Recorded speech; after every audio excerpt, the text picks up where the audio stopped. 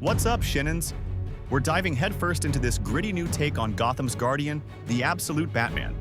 We've been itching to talk about it with you guys. So buckle up, because this one's wild. We're diving deep into his shocking origin story and breaking down just how insanely powerful this new Batman really is. Absolute Batman comes from none other than legendary Batman writer Scott Snyder. Yeah, the guy who gave us Court of Owls and Death Metal. And he's teaming up with the insanely talented Nick Dragotta, whose art is pure kinetic chaos in the best possible way. And let me tell you, this is unlike any Batman we've ever seen before, which is saying a lot, right? Because over the decades, we've had everything from campy-caped crusaders to grimdark vengeance incarnate. But somehow, Snyder and Dragotta found a way to reinvent the Dark Knight in a way that feels fresh, feral, and absolutely unrelenting. We're talking a blue-collar Bruce Wayne, a Gotham that's more industrial nightmare than gothic fantasy, and a Batman who's less detective and more urban legend with a vengeance. This isn't your dad's Batman. This is the absolute Batman.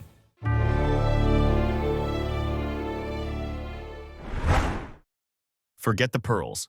Forget Crime Alley. This Bruce Wayne's life didn't shatter in the dark. It shattered under the fluorescent lights of a school field trip gone to hell. Young Bruce was bright, beaming with pride. His father, Thomas Wayne, promised his class a trip to the zoo after Bruce won an engineering contest. But that day of fun? It turned into a nightmare on live television when a lone gunman opened fire in a brutal mass shooting. Thomas Wayne dies shielding his son. No mansion, no inheritance, no loyal butler waiting at home, just trauma, guilt, and a city that feels like it's rotting from the inside out.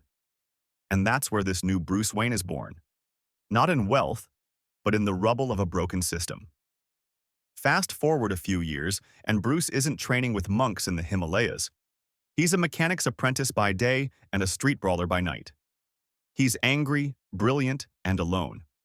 He claws his way into a scholarship, studies civil engineering, mechanics, physics, and builds his entire life around one purpose: to rebuild Gotham by tearing down its corruption, brick by brick. He becomes a 24-year-old civil engineer, helping construct the city he secretly despises. But when the sun goes down, the engineer dies, and the absolute Batman takes his place. No Wayne Tech, no Lucius Fox, no billion-dollar Batcave. Every gadget, every weapon, handmade. Every tool, every scar, earned. The cape? Programmable fabric with modular glider modes. The armor? Reinforced carbon composites scrounged from demolition sites. The Bat-Axe? Because this Batman doesn't throw batarangs. He breaks bones. He's not hiding behind money. He's powered by pure will and unrelenting rage. The city built on his father's death will fall, and the absolute Batman will be the one to knock it down. And here's where it gets wild. There's no faithful Alfred Pennyworth serving tea in this timeline. Instead, Alfred's a rogue MI6 operative who's been shadowing Bruce for years, obsessed with his secret crusade. He knows the truth about Bruce's identity, but he's not here to help.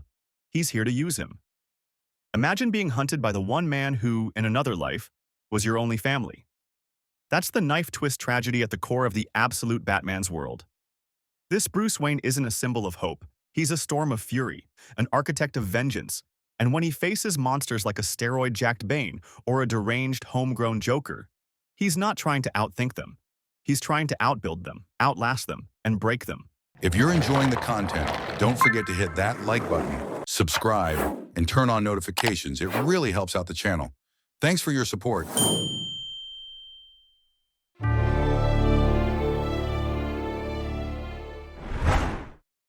All right, guys, we've already talked about where absolute Batman came from. But now it's time to dive into the big one. Just how powerful is he? Trust me, this version of Batman isn't just stronger. He's on a whole different level. This is a working-class titan who built himself from the ground up, literally, and then got turned into something even darker, meaner, and stronger. Let's break it down in the simplest way possible, in two phases: before and after the monster upgrade.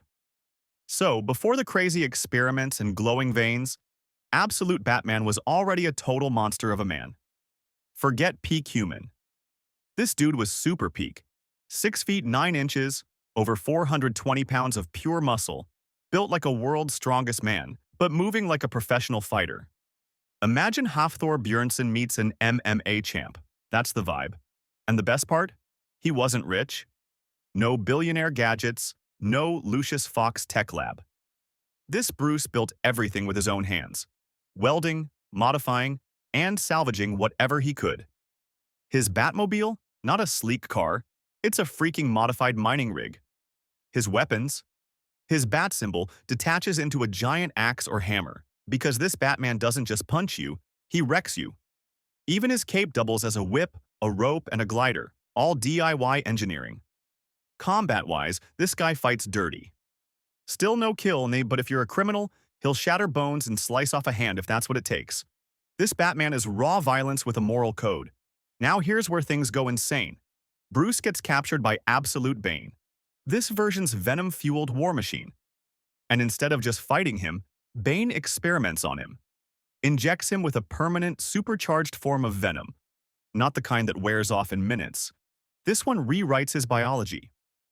After the experiments, Bruce's veins literally glow green in the shape of a bat, showing that he's been permanently changed. And the power boost? Unreal. He goes from strongest human alive to actual superhuman. He punches through concrete walls, tears metal apart, and when he loses control, he can Hulk out into a huge, monstrous version of himself. Imagine Batman crossed with Bane and the Hulk. That's where we're at. This absolute Batman started as a working-class monster with brains and brawn, and after his Venom transformation, he became a walking tank. Part man, part experiment, all vengeance.